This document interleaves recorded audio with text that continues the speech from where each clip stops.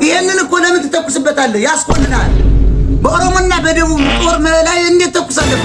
ያስቆልናል እኮ ዝም ብለው ኦሮሞ ወታደር እዚህ ጋር ነው እዚያ ነው አፈንድዶ እዚህ ጋር ነው በቃ እዚህ ጋር አምስታችን እዚህ ያለ መሪው እዚያ ጋር ሄዷል።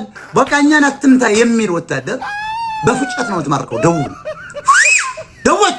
አቤት ይውጀሉ እዚህ ጋር አለ መሪው አስራለካ ነበር በቃ ሽቷል ቀድሞ ይላል አልተኮስንበትም የሚል ወታደር አሽሽ ታፈሙዙን አንጓውን አሽሽት ምንድነው ጋኑን አሽሽ ቆሚል አሽሽቱት ምንም እኮ የተኮሰ ነገር አለ አሽታው ዝም ብሎ አብይ አህመድ ነው እኮ ያላከ እኛ እኮ ብርሃኑ ጁላ ነው የሰበሰበ የሚል ወታደር የሚያሸንፍ መስሎት ቀናም እኮ 1.5 ሚሊዮን ነው ጋላጦ አንድን ሞታቀራ ነው የሚነዳው በእውነት ቀሰላ ይሄንን እኮ ተሸክመን ይከረው ይሄው ተናደቆ በቃ ነግሬያችሁ ነበርኩ አማራ ለመደራጀት እኮ እኔ ልምራ እያለ በቃ ይሄ ህዋ ጥገኛና ሻሪያ ጥገኛ ተጫወተብን።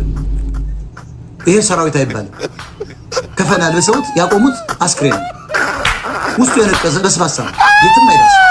ድሮም የህዋ ጦርነት ጊዜ የአማራ ፋኖና የአማራ ልዩ ኃይል ያዳል ተናግሯል እኮ እየወጣ በቃ ሲተኩስ እኮ አንድ እኮ ይርበጥሳል እኮ የልዩ ኃይል ጠይቆን የኢትዮጵያ ቴሌቪዥን አታስታውስ እንዴት ነው ተኩሱን ምንድን ነበር ውጊያው ምናምን እናንተ ፈርጣችሁ ነው እንዴ በቃ ወደ ኋላ ሂድ እያለቀው ነው የሚገባፋን ነው በቃ እናንተ እንደውም ታስመታላችሁ ይላል ሚናነ ጅግንነት ነው እኮ የአማራ ማለት ይላል ታይቷል እና ይዝም ብሎ